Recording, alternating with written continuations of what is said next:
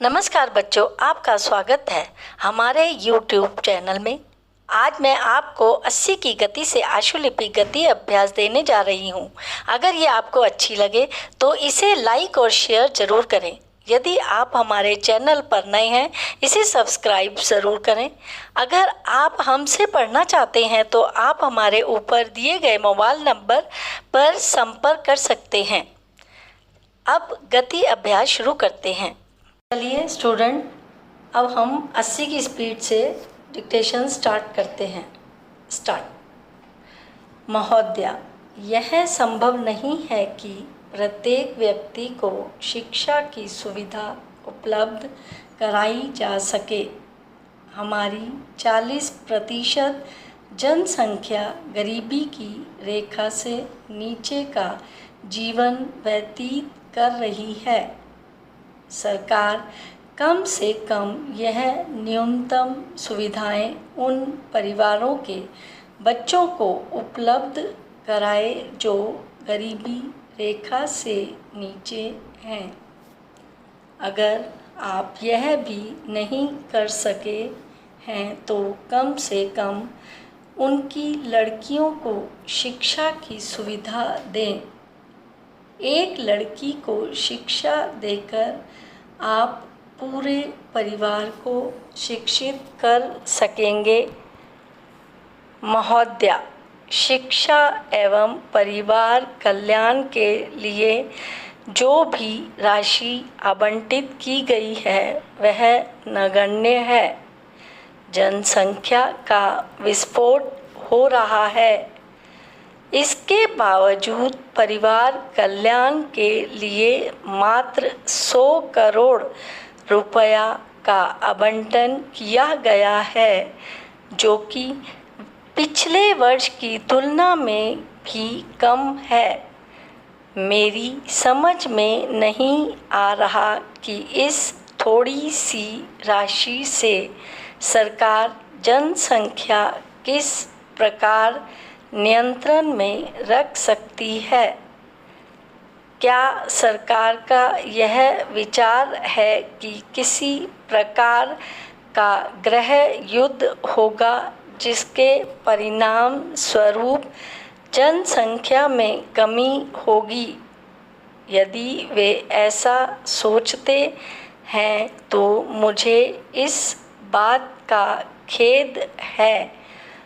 अब देश में परिवार नियोजन स्वैच्छिक है, लेकिन महोदया, बात यह है कि जब लोग शिक्षित होंगे तभी तो वे परिवार नियोजन के लिए तैयार हो जाते हैं। ऐसे देश में जहां अशिक्षितों की संख्या अधिक है, स्वैच्छिक ढंग से परिवार नियोजन को अपनाने का कोई अर्थ ही नहीं है। हमें तब तक निरंतर प्रतीक्षा करनी पड़ेगी जब तक देश के सभी लोग शिक्षित ना हो जाएं। यदि यह स्वैच्छिक प्रणाली निरंतर जारी रहती है तो मैं इस देश के भविष्य की कल्पना करके कांप उठता हूँ। कुछ समय पूर्व बलपूर्वक परिवार नियोजन के उपाय अपनाए गए थे, परंतु अब उन्हें त्याग दिया गया है। चीन बलपूर्वक परिवार नियोजन लागू करके अपनी जनसंख्या को नियंत्रण में रखने में सफल हो गया है। महोदया, छोटे परिवार में मानदंडों को स्वेच्छा से अपनाने के नाम पर हम अपने आप को धोखा दे रहे हैं। मैं नहीं समझता हूँ कि यदि हमारी जनसंख्या अधिक है तो हम चीन से आगे निकल पाएंगे। लोग अशिक्षित हो सकते हैं, किंतु देश पर शासन करने वाले और सभा में उपस्थित माननीय सदस्य अशिक्षित नहीं हैं। परंतु हम में से कितने लोग परिवार कल्याण के हित में बोलते हैं और कितने सदस्य परिवार नियोजन का समर्थन करते हैं। उपाध्यक्ष महोदय, मैं सबसे पहले इस बिल के प्रस्तावक को धन्यवाद देना चाहता हूँ कि उन्होंने इस बिल के माध्यम से युवकों की समस्याओं के बारे में चर्चा करने का अवसर दिया और एक व्यापक युवा नीति को निर्धारित करने की आवश्यकता पर भी बल दिया। सबसे पहले इस बिल में जो नौजवानों की उम्र के बारे में कहा गया है, तो मेरा कहना यह है कि 15 और 45 वर्ष के बजाय 15 और 35 के बीच में होनी चाहिए। दूसरी बात यह है कि हम अनुभव करते हैं कि इस समय जो युवकों की ऊर्जा है उसका हम उपयोग कैसे करें। राष्ट्रीय आंदोलन के समय हमारे राष्ट्रीय नेताओं ने उस ऊर्जा की उपयोग गुलामी के विरुद्ध स्वाधीनता के लिए किया। देश में जितनी बड़ी क्रांतियां और आंदोलन हुए उसमें नौजवानों ने जमकर हिस्सा लिया और नए परिवर्तनों के वाहक बने। आज देश की जनसंख्या के बाद सबसे बड़ी आवश्यकता हम अनुभव करते हैं कि जो हमारे देश के नौजवान हैं, जो युवा जगत है, नई प्रेरणा है, उसका उपयोग हम ठीक तरह से नहीं कर पा रहे हैं। हमें राजनैतिक चेतना की आवश्यकता है जो लोकतांत्रिक संस्कार हैं और कर्तव्य परायणता है उसमें होना चाहिए, वह नहीं है। क्योंकि सरकार में जो लोग सत्ता के शिखर पर बैठे हुए हैं उस पर पीठासीन हैं। वे केवल नौजवानों को अनुशासन की शिक्षा देते हैं। आज समाज में अनुशासनहीनता का इतना बड़ा खतरा नहीं है जितना बड़ा खतरा मर्यादाहीनता का है। इसका कारण यह है कि हमारे समाज में जितने ताकतवर लोग हैं वे अपने लिए नियम नहीं बनाते, उसका वे स्वयं उल्लंघन करते हैं और वे चाहते हैं कि जो उनके अनुज हैं, कमज़ोर हैं, केवल वे ही नियमों का पालन करें। इसलिए मैं इस बिल में सबसे पहली बात कहूँगा कि नौजवानों में राजनैतिक चेतना जागृत होनी चाहिए और इसके लिए जो अनिवार्य शिक्षा है मैं उसका समर्थन करता हूँ। मैं यह मानता हूँ कि नौजवानों को शिक्षा का अधिकार होना चाहिए। साथ ही साथ छात्रावास में जो पौष्टिक आहार की बात है उसकी सस्ते दर पर व्यवस्था होनी चाहिए। विद्यालयों और विश्वविद्यालयों के प्रबंधों में नौजवानों का, विद्यार्थियों का योगदान होना चाहिए। हाई स्कूल से एमए तक सारी शिक्षण संस्थाओं में सिद्धांत के आधार पर छात्र संगठनों के गठन की समुचित व्यवस्था होनी चाहिए। यही डिक्टेशन 90 की स्पीड पर लीजिए। स्टार्ट। महोदया, यह संभव नहीं है कि प्रत्येक व्यक्ति को शिक्षा की सुविधा उपलब्ध कराई जा सके। हमारी 40% जनसंख्या गरीबी की रेखा से नीचे का जीवन व्यतीत कर रही है। सरकार कम से कम यह न्यूनतम सुविधाएं उन परिवारों के बच्चों को उपलब्ध कराए जो गरीबी रेखा से नीचे हैं। अगर आप यह भी नहीं कर सके हैं तो कम से कम उनकी लड़कियों को शिक्षा की सुविधा दें। एक लड़की को शिक्षा देकर आप पूरे परिवार को शिक्षित कर सकेंगे। महोदया, शिक्षा एवं परिवार कल्याण के लिए जो भी राशि आवंटित की गई है वह नगण्य है। जनसंख्या का विस्फोट हो रहा है। इसके बावजूद परिवार कल्याण के लिए मात्र 100 करोड़ रुपया का आवंटन किया गया है, जो कि पिछले वर्ष की तुलना में भी कम है।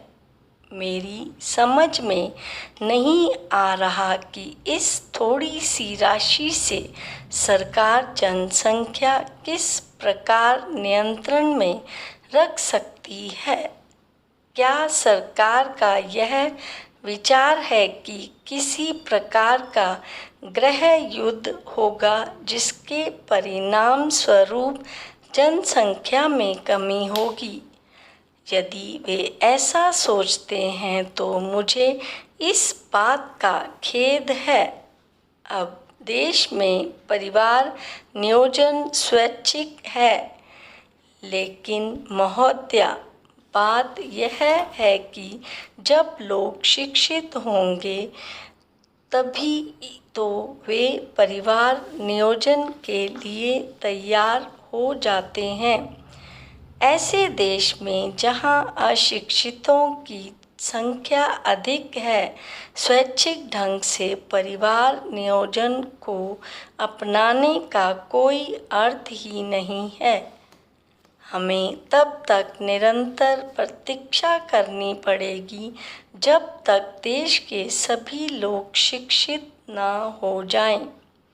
यदि यह स्वैच्छिक प्रणाली निरंतर जारी रहती है तो मैं इस देश के भविष्य की कल्पना करके कांप उठता हूँ। कुछ समय पूर्व बलपूर्वक परिवार नियोजन के उपाय अपनाए गए थे, परंतु अब उन्हें त्याग दिया गया है। चीन बलपूर्वक परिवार नियोजन लागू करके अपनी जनसंख्या को नियंत्रण में रखने में सफल हो गया है। महोदया, छोटे परिवार में मानदंडों को स्वेच्छा से अपनाने के नाम पर हम अपने आप को धोखा दे रहे हैं। मैं नहीं समझता हूँ कि यदि हमारी जनसंख्या अधिक है तो हम चीन से आगे निकल पाएंगे। लोग अशिक्षित हो सकते हैं, किंतु देश पर शासन करने वाले और सभा में उपस्थित माननीय सदस्य अशिक्षित नहीं हैं। परंतु हम में से कितने लोग परिवार कल्याण के हित में बोलते हैं और कितने सदस्य परिवार नियोजन का समर्थन करते हैं? उपाध्यक्ष महोदय, मैं सबसे पहले इस बिल के प्रस्तावक को धन्यवाद देना चाहता हूं कि उन्होंने इस बिल के माध्यम से युवकों की समस्याओं के बारे में चर्चा करने का अवसर दिया और एक व्यापक युवा नीति को निर्धारित करने की आवश्यकता पर भी बल दिया। सबसे पहले इस बिल में जो नौजवानों की उम्र के बारे में कहा गया है, तो मेरा कहना यह है कि 15 और 45 वर्ष के बजाय 15 और 35 के बीच में होनी चाहिए। दूसरी बात यह है कि हम अनुभव करते हैं कि इस समय जो युवकों की ऊर्जा है उसका हम उपयोग कैसे करें। राष्ट्रीय आंदोलन के समय हमारे राष्ट्रीय नेताओं ने उस ऊर्जा की उपयोग गुलामी के विरुद्ध स्वाधीनता के लिए किया। देश में जितनी बड़ी क्रांतियां और आंदोलन हुए उसमें नौजवानों ने जमकर हिस्सा लिया और नए परिवर्तनों के वाहक बने। आज देश की जनसंख्या के बाद सबसे बड़ी आवश्यकता हम अनुभव करते हैं कि जो हमारे देश के नौजवान हैं, जो युवा जगत है, नई प्रेरणा है, उसका उपयोग हम ठीक तरह से नहीं कर पा रहे हैं। हमें राजनीतिक चेतना की आवश्यकता है, जो लोकतांत्रिक संस्कार है और कर्तव्य परायणता है उसमें होना चाहिए। वह नहीं है, क्योंकि सरकार में जो लोग सत्ता के शिखर पर बैठे हुए हैं उस पर पीठासीन हैं। वे केवल नौजवानों को अनुशासन की शिक्षा देते हैं। आज समाज में अनुशासनहीनता का इतना बड़ा खतरा नहीं है जितना बड़ा खतरा मर्यादाहीनता का है। इसका कारण यह है कि हमारे समाज में जितने ताकतवर लोग हैं वे अपने लिए नियम नहीं बनाते, उसका वे स्वयं उल्लंघन करते हैं और वे चाहते हैं कि जो उनके अनुज हैं, कमज़ोर हैं, केवल वे ही नियमों का पालन करें। इसलिए मैं इस बिल में सबसे पहली बात कहूँगा कि नौजवानों में राजनैतिक चेतना जागृत होनी चाहिए और इसके लिए जो अनिवार्य शिक्षा है मैं उसका समर्थन करता हूँ। मैं यह मानता हूँ कि नौजवानों को शिक्षा का अधिकार होना चाहिए। साथ ही साथ छात्रावास में जो पौष्टिक आहार की बात है उसकी सस्ते दर पर व्यवस्था होनी चाहिए।